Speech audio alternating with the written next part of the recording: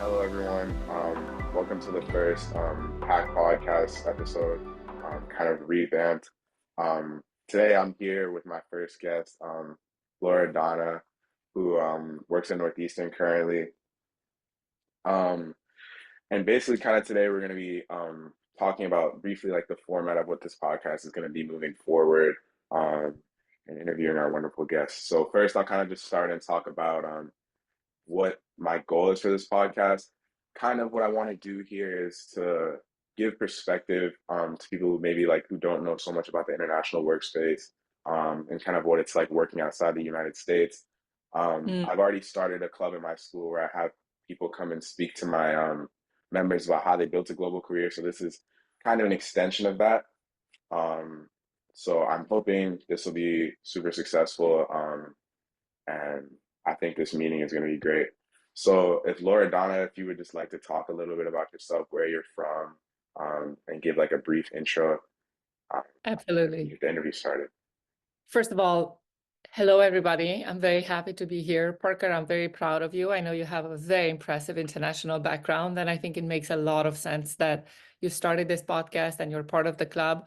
And I just want to say before I talk a little bit about myself, but not too much, that probably one of the most important skills today is to have a very broad range of cultural understanding. And sometimes that doesn't mean that you have to live in different cultures, but having a broad range of cultural understanding coming from geography, history, race, gender, sexual orientation, political perspective, it's once again one of the most important things in a global economy. So I'll give you a very, very quick 1 minute intro. I was born in Transylvania, Romania. Yes, it's a real place. A lot of people ask me, is it just a movie? No, it's not. I actually come from very close, the region of where Dracula, the movie character was portrayed. I spent my high school and college years in Romania. Then I went to grad school in Switzerland. I got my master's and my PhD in Switzerland. I moved to US for a couple of years. And then I started teaching abroad. So I taught in India, I taught in Italy, I taught in Switzerland while I was based in US here in Boston. And because of all this international experience, in 2015, Massachusetts Institute of Technology, MIT, which I'm sure many of you are familiar with, they signed a partnership with a central bank in Malaysia, and they wanted to build a international business school there. And I joined the founding team, the startup team of this university. I was there from 2015 until 2022, and I returned back to Boston August of 2022, and now I'm a professor at Northeastern. Great to hear. Great to hear. So I think a lot of things, like especially with kind of speaking generally about about a career, through your kind of like experience like internationally, you weren't always right planning on being a teacher and being into teaching. So could you talk a little bit about kind of like switching career paths like later Yeah. in life and how that was how you landed where you are? Yeah, I never planned to be a professor. I'm actually an accidental professor. And I tell people all the time, before I became a professor, I had 19 different jobs. And not 19 different jobs in teaching, 19 different jobs in different industries. So I worked anywhere from media, in television, fashion, sales, marketing, hospitality, administrative work, agriculture, um, transportation, construction, sales, life insurance, you name it, I've probably done it. And I just want to say, I feel like my students and you guys here feel tremendous pressure to choose something that you're going to do for the rest of your life. Don't do that. Don't put the pressure of your 15-year-old, 17-year-old, 20, 25-year-old. Don't put the pressure on your shoulders for the rest of your life. Like my adult self today is very grateful to my young self 10, 15 years ago. But also I think putting the responsibility of choosing the rest of your career when you're so young, it's unattainable, unreasonable, and also a little bit sad because that means that you don't allow yourself to explore new things. Now, having said that, I became a professor by accident only because I realized that the best thing about myself, it's also the worst thing about myself. What do I mean by that? In some professions, some skills are flaws, and in some professions, some skills are strengths, the same skills. So for example, I like to talk a lot. I like to be right. I like to tell people what to do, and I like to give people advice. There's not a lot of jobs, Parker, where this is the job description, right? Because in most jobs, this is annoying. You're like the annoying, always talking, always want to be the subject of attention, right? So you have to find a way to balance the best things about yourself, which at the same time can be the worst thing about yourself, in the right career. Mm. Okay, and then kind of like you talk about like switching careers, but kind of what like motivated you into like deciding to choose to pursue education as a career? Because my father working in education most of his life, Mm. and kind of one of the people I interviewed in my club, Danny Roderick, he teaches economics at Harvard Kennedy School. A lot of them talk about like how they're like they find joy in kind of like teaching others. So what Yeah. about education was interesting to you? So I think curiosity is one thing that I always had in common throughout this entire 19, 20 different jobs. I was always very, very curious.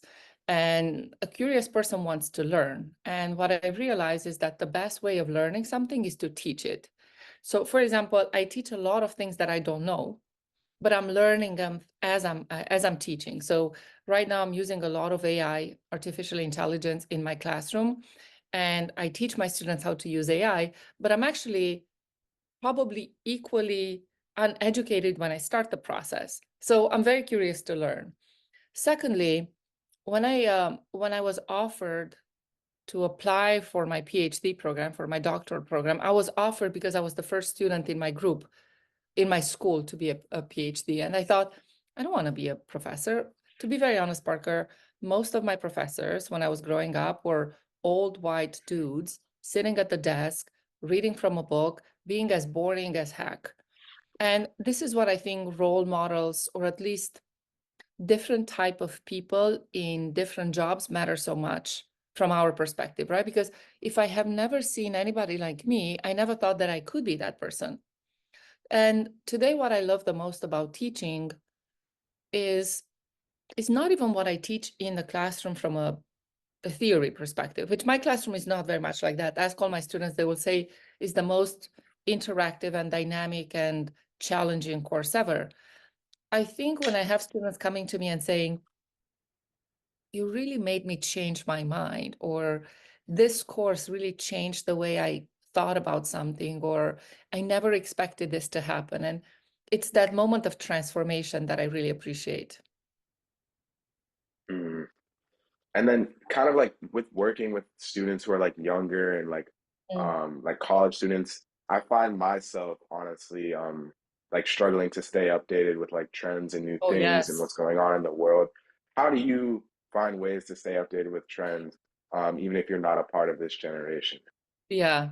Well, definitely, I'm not a part of this generation, but I think because I'm connected to this generation and because I run a classroom that is very interactive, my students teach me constantly new things.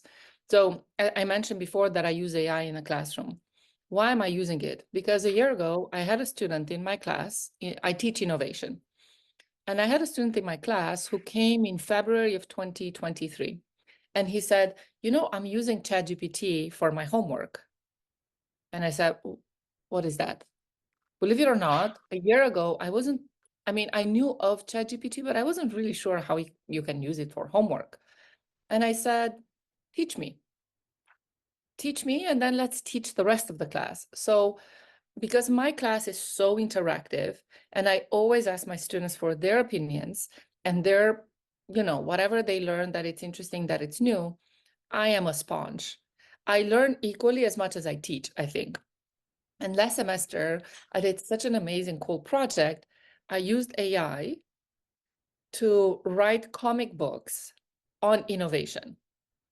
And the idea came from my students. It wasn't from me. Somebody said it would be so cool if we could do comic books based on this theory of innovation. And I said, that sounds really interesting, but I don't know how to do it. They're like, we can figure it out.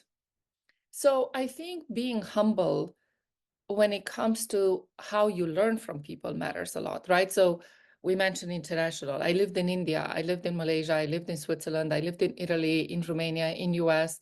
I traveled the world a lot.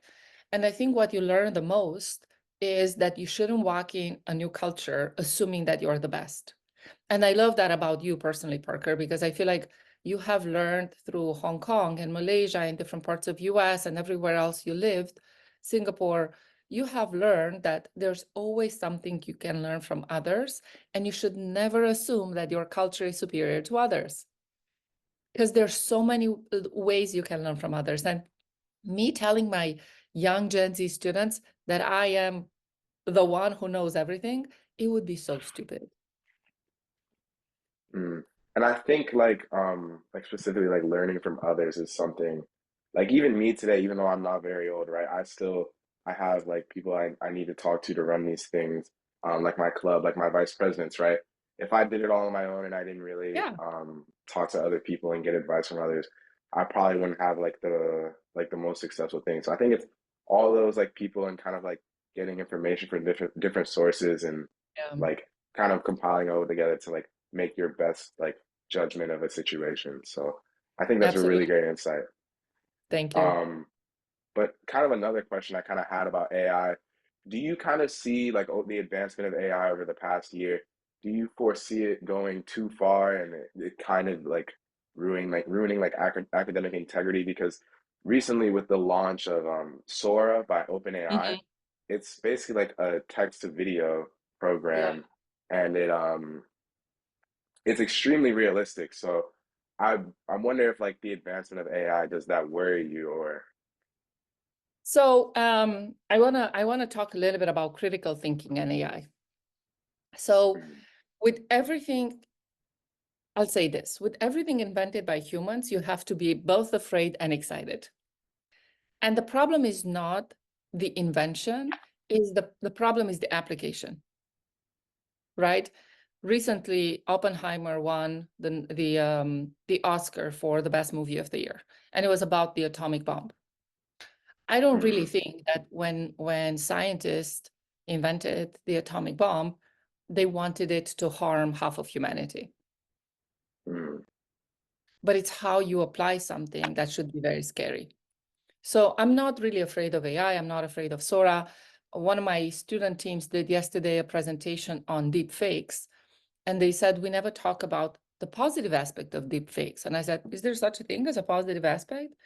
They said, yeah, you can actually do historical reenactment. You can try to build in perpetuity the persona of somebody, let's say Albert Einstein, and we can actually teach the avatar to be more like that. So somebody asked me recently if I'm a half glass full person, and I said, no, I'm a full glass person. I choose to believe that there will always be um, a brighter side of humanity than the one that we have. Now, you mentioned academic and critical thinking, right? So this yeah. is one of the comic books that I designed with my students, and it's going to be actually the inspiration for my upcoming book. So it's a book on innovation. I'm sorry, it's a book on innovation, but it's done with AI and it's designed almost like a graphic novel. When I started this project, my colleagues told me, my academic colleagues told me that I am going to negatively impact critical thinking in my students, right? Because if I tell you, Parker, and everybody else who's listening, guys, we're going to use ChatGPT and Adobe and Sora and whatever for this, you will say, so the AI is going to do most of the thinking. My students spend more hours trying to understand how to talk to the AI, how to ask the right questions, how to frame the theory in a way that it's interesting to read than if I were to use traditional models of learning and teaching, right? They work together in a team. They told me that this was the most fun and engaging and challenging project ever. So once again, it's a very long answer, and I apologize for that, but it's how you look at things. Could you say that AI is going to make you dumber? If you are dumb to start with, yes. If you're not trying, you understand? If you're not trying at all to elevate yourself, yes. So I think of AI almost like a mirror of humanity or a mirror of the person who's using it. If you're dumb and Mm, dumber, it's only going to make you dumb and dumber to start to go with, right? But if you're somebody who's constantly looking for answers, who you want to elevate yourself, who you're trying to do things better, I have a lot of faith in it. mm. Yeah, I think it has the potential to be really good on one end and kind of detrimental on the other. I think I kind of see like a lot of my peers and working with it. I think some like me, I use it myself personally, right? And I think in certain situations, like you may develop like an over reliance on AI. And I think in terms of that, it's bad. So we should still have kind of more traditional things in like Oh, education, yeah. so that people kind of like aren't super reliant on this resource. How do you kind of like in your classroom, like do you teach more assignments that are like group based or collaboratively based or more like individual assignments? So you have to do multiple things because some people are very good at working in groups and some people are not. Some people are very good at class participation, some people are not. And I don't want to skew the performance based on only one metric. I still give take-home assignments, but I intentionally ask my students to use AI. Because if I Mm, don't intentionally ask you to use AI, you're going to use it, but you're not going to think about it. And you're just going to be like, do this and copy paste. And to be honest, Parker, I'm too smart to waste my time reading AI written assignments, right? But the way I tell my students is, let me give you an example. We studied recently a coffee company. And I said, by looking at their initial performance, I want to, in collaboration with ChatGPT, to predict where this company can go in 5 years, 15 years, and 20 years from now. And I wanted to design 3 different prototypes for each of this decade, projecting in a way where both behavior and technology will be in the future, right? So you still have to think about what I asked. You still have to go to ChatGPT and have a conversation, and you still have to assess whatever the outcome of ChatGPT is, and does that make sense to the course? So I do have group projects like this one, which was a really, really big one. I use a lot of class participation, a lot, like 40% of the grades in my class, especially because my students are so international and they bring so many interesting perspectives. Since this is an international club conversation, I have students from Singapore, from Hong Kong, from China, from Eastern Europe, Northern Europe, Canada, US, 5 or 6 countries from South America. It would be such a shame for me not to ask for students to bring their perspectives. Like, for example, I have a student who's from Singapore, and he seems slightly older than my students. But it turns out because in Singapore, you have to do 2 years of military service before you go to school. In most countries, we don't have that. So when he talks about his experience of being in the army or in the Navy or in the service to the rest of the kids in class, he's like, wow, this is so interesting. Right? So once again, it goes back to the humility of learning. If you think, the more I learn, Parker, the less I know. mm. I think that's a great point. With AI, I think like I think maybe it's kind of different in college versus high school. In high school, for me, I think I see a lot of my peers kind of overusing it. And I think this is kind of seen in like, so I do this program outside of my school called TYE Young Entrepreneurs. Mm-hmm. Um, and basically what we do is kind of like students from across New England come to Boston like every other 2 weeks, and we work to build like a potential startup business idea, right? Oh, wow. So in this kind of program, a lot of the people who came together when I was building my group, I kind of wanted people who were outgoing, who could present, um, and kind of who were like not really like so introverted. I kind of wanted an extroverted group of Mhm. people. And I think I got what I wanted in that, but I Yes. think I was kind of lacking in some of like the technical skills and like the Yeah. intelligence category. And I think that might be because of artificial intelligence. I think a lot of times these people are smart, right, in the school because AI is like Yeah. it's a great resource to succeed in school. And I think I kind of misjudged that, and it was now it's becoming the job was like not as hard, but it was more the people, which is echoed in your book where you talk about how the job is Yes. easy and the people are not. So if you Oh, wanted to you just make kind me of so talk happy. about that sentiment and Yeah. how like struggling with people is kind of the harder part and not Yeah. really the job as much. Yeah, well, first of all, thank you. I feel so validated right now, and I'm so touched that you know about my book. So it's called The Job is Easy, The People Are Not. And I think it's a book that it's so easy to read that, not high school students, because high school students are already very, very smart. But I think one of my friends sent me a picture of her 8-year-old son reading my book and asking questions. I was like, Mommy, is that why you come home stressed sometimes at the end of the day? So, let me know if you want me to send you a couple of copies, but I think your dad has a few copies too. So I'd be happy to send you a few copies to the club because it's also written from the perspective of many, many international co-authors. So I would say this. First of all, this is advice for everybody listening. Do not confuse the lack of confidence with introversion, or people who are very confident. Do not confuse that with extroversion. And sometimes arrogance can present like confidence. So don't confuse that either, because they could be many things. I don't know if I ever told you this, Parker, but I'm very introverted. I am on the MBTI test, I'm 98% introverted. I Wow. know. And It's I not, don't it's believe not that. about that. It's not about that. I used to be extraordinarily shy. When I was in high school, I would constantly hyperventilate and not be able to speak in public. And then I ended up being on live television for a couple of years. So it's not about that. But I would say um, one of the things that concerns me about using AI so heavily without critical thinking is that it's going to deter or it's going to slow us down from developing people skills.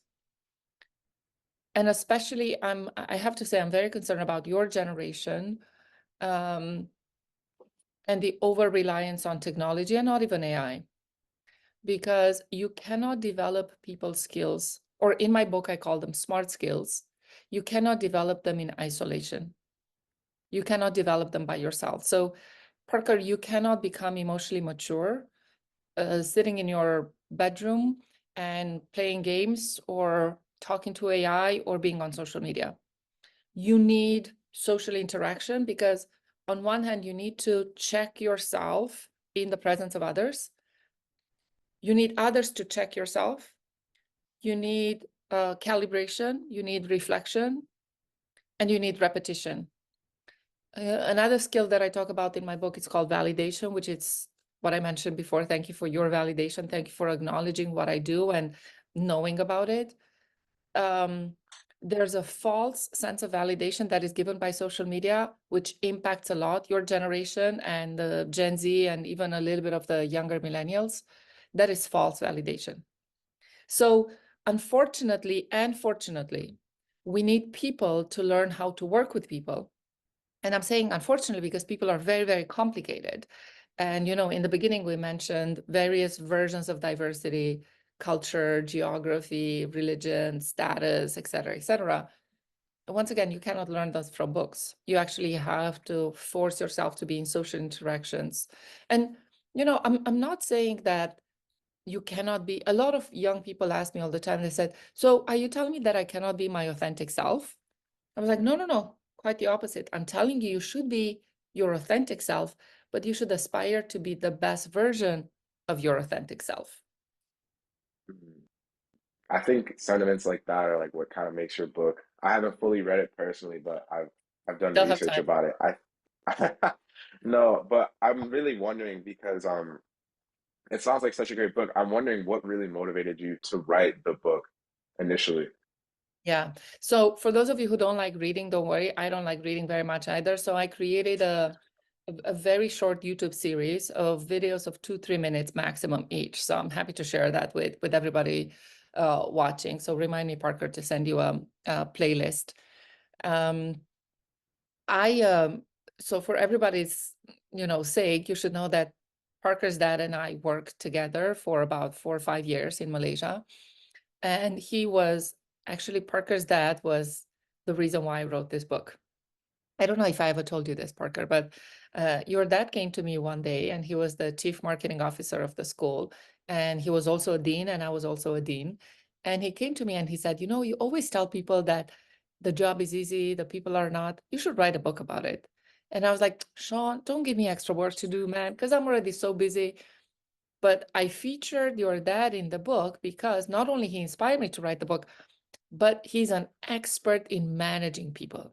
And he's an expert in making you believe that you want to do something to start with, which I never did, Parker, but your dad convinced me that I always had this idea to write the book.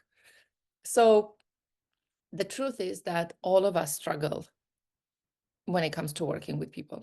All of us. I don't care who you are, what level of career, advancement you have. Working with people is the hardest part of the job.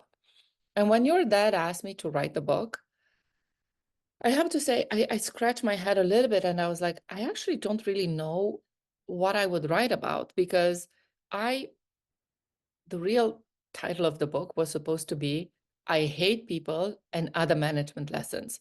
Because the more I know people, the less I like them, and the more I work with somebody, the less I like them. Because, people are complicated.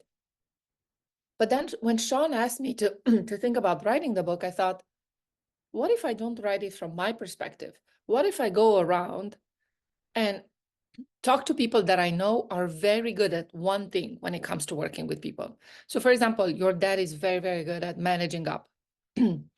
Another colleague of mine, Emily, who also moved back to US, she's very, very good at adapting to new environments.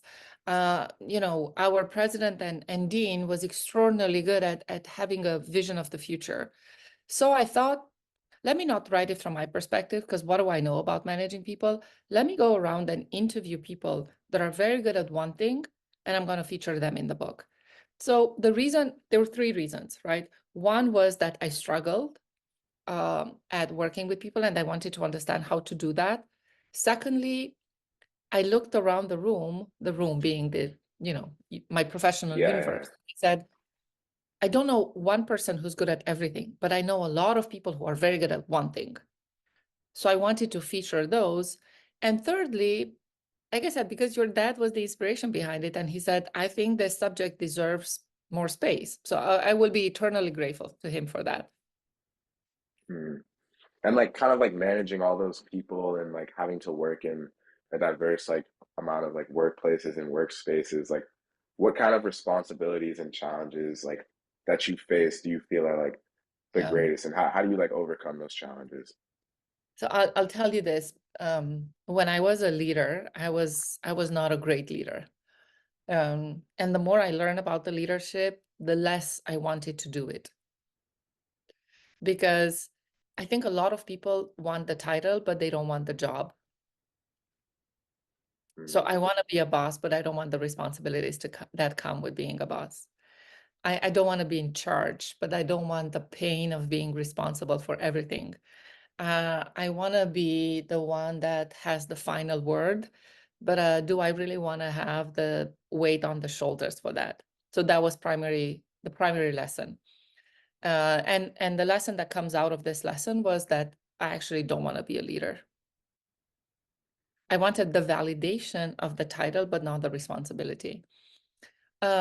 Secondly, what I learned, which I think a lot of people are both shocked, but then not so much, is that, I'm sure you heard about this, everybody, but they tell you when you're younger that you should treat people the way you want to be treated, right? Treat others the way you want to be treated.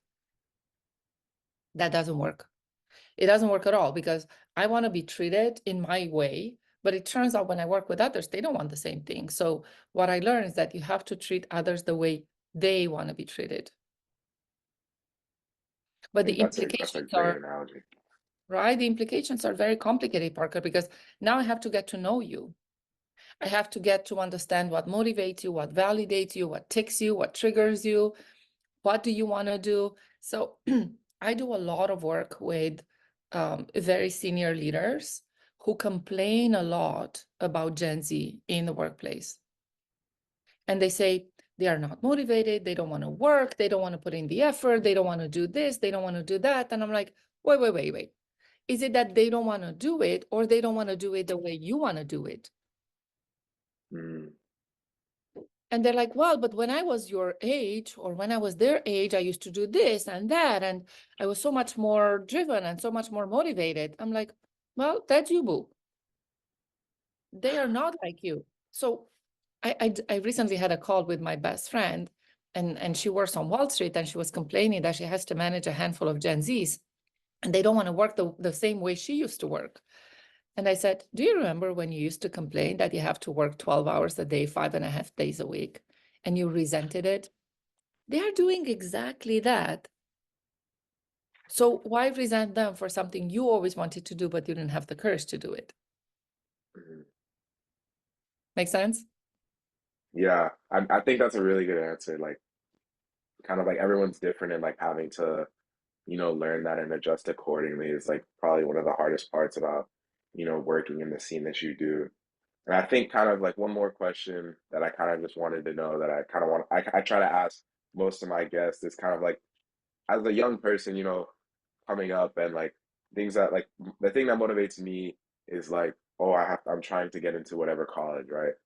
For Mhm. you at this point in your career, what do you think, what motivates you and what drives you to work as hard as you do? Well, first of all, what motivates me is to work less hard and more smart.